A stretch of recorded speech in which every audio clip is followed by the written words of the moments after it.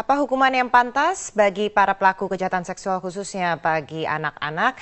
Kita sudah tersambung dengan Menteri Sosial Khofifah Indar Parawansa. Selamat sore Ibu Khofifah, Anda pernah mewacanakan ini soal pemutusan saraf libido. Mungkin ini seperti apa Bu? Apakah ini vasektomi atau seperti apa ya konsepnya yang ditawarkan?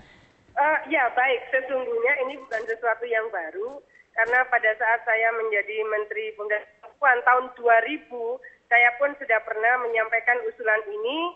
Februari lalu saya juga sampaikan kembali, dan minggu-minggu ini saya akan sampaikan kembali. Kenapa dari tahun 2000 saya sudah pernah mengusulkan ini? Sesungguhnya pengebirian saraf libido itu sudah dilakukan di Amerika dari tahun 1960 sudah dilakukan. Di Jerman juga sejak zaman Nazi. Sangat banyak Eropa Barat, Eropa Timur yang juga melakukan hukuman pemberatan dengan pengebirian saraf libido. Di Korea Selatan juga, di Australia juga. Jadi predator-predator itu memang mendapatkan pemberatan hukuman. Nah, mekanismenya kalau misalnya di Jerman mereka menggunakan bedah saraf libido. Tetapi kalau untuk Korea Selatan misalnya mereka mengebiri dengan menyuntik zat kimia tertentu, tapi ada juga negara yang menggunakan zat kimia tertentu, tapi itu sudah cukup untuk melumpuhkan saraf libido. Kenapa pemberatan hukuman ini perlu dilakukan? Ya nanti tidak akan muncul residivis predator. Itu satu. Pemberatan bisa dilakukan antara lain. Jadi sebetulnya ini opsi-opsi ya. Pemberatan bisa dilakukan misalnya antara melalui keputusan hakim yang memberikan ruang untuk mempublikasikan wajib sang predator. Karena sekarang juga beberapa negara bagian di Amerika Serikat misalnya itu memberikan social punishment dengan mempublish foto predator. Foto predator ini bisa dimunculkan di sosmed, foto predator ini bisa dimunculkan di public sphere, jadi misalnya di SPBU, lalu di tempat-tempat di sekolah, lalu di plaza. Jadi ruang-ruang publik itu diperbolehkan untuk foto predator. Okay. Itu menjadi penting untuk kewaspadaan seluruh masyarakat dan menjerakan pelaku supaya tidak terulang pada anak-anak berikutnya menjadi korban predator-predator itu. Bu Khofifah, saya ingin fokus ke pemutusan saraf libido itu tadi wacananya. Tadi Anda menyatakan ini sudah ada konsultasi dengan dokter-dokter senior. Apa tanggapan dari mereka? Apakah mereka setuju dengan wacana ini? Kalau kepada dokter, pasti saya tidak minta pertimbangan hukumnya. Tetapi saya bertanya, apakah ini kategori operasi besar atau operasi ringan? Atau bagaimana probability jika ini semacam suntikan zat kimiawi? Ini sebetulnya sesuatu yang juga sudah terkomunikasikan ya, mekanisme-mekanismenya. Tetapi bahwa pemberatan hukuman ini saya juga sudah pernah mengkomunikasikan dengan international lawyer yang saya berkawan dekat dengan lawyer-lawyer senior, saya juga komunikasikan. Artinya ini kalau untuk saya bukan sesuatu yang baru, karena tahun 2000 pun saya pernah menyampaikan pikiran ini.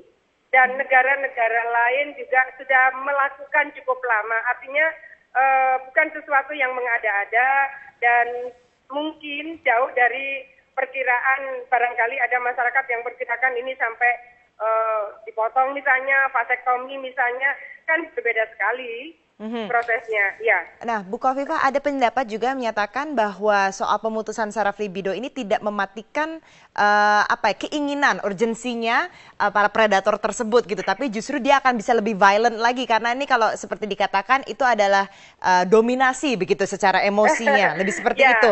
Jadi sebenarnya tidak menghukum langsung dari dalamnya begitu, Bu. Nah, tanggapan Ibu Khofifah seperti apa? Karena kita belum pernah mengambil posisi hukum seperti ini. Tetapi dari negara-negara yang sudah mengambil posisi hukum pemberatan dengan pengebirian saraf libido, katakan seperti kita bisa mendownload bagaimana riset di Jerman. Di Jerman itu dari risetnya hampir 100% efektif. setelah saraf libidonya dikebiri, mereka tidak lagi menjadi residivis predator.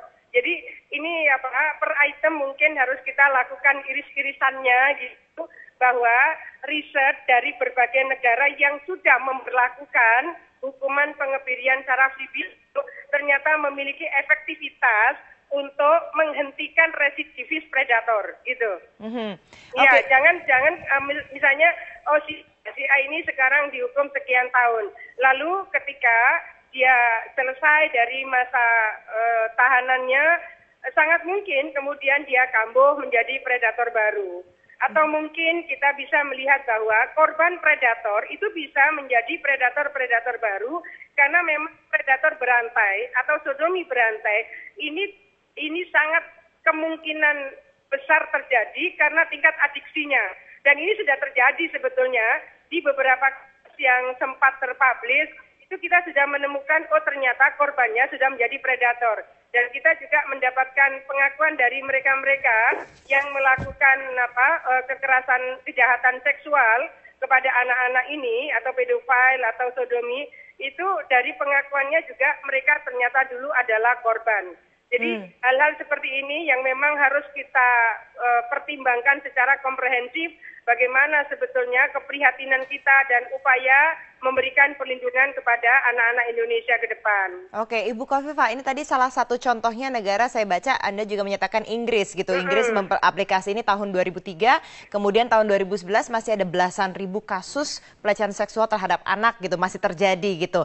Jadi masih diperdebatkan apakah efektif atau tidak nih soal pemutusan saraf libido ini yang dilakukan di sana. Nah, kalau di sana saja ini masih diperdebatkan, Bu, apa kira-kira alternatifnya yang tepat untuk di Indonesia? Kalau di Inggris memang dari tahun 2000 itu sudah banyak aktivis-aktivis perlindungan anak yang demo mereka waktu itu. Sudah banyak long march mereka memang menginginkan strict punishment. Di Filipina misalnya predator itu hukuman mati. Jadi varian-varian pemberatan hukuman di berbagai negara itu sudah dilakukan. Nah, pada posisi seperti ini, ada baiknya kita semua melakukan pertimbangan-pertimbangan hukum secara lebih komprehensif dengan membandingkan negara-negara lain yang memang sudah memberikan pemberatan hukuman kepada predator.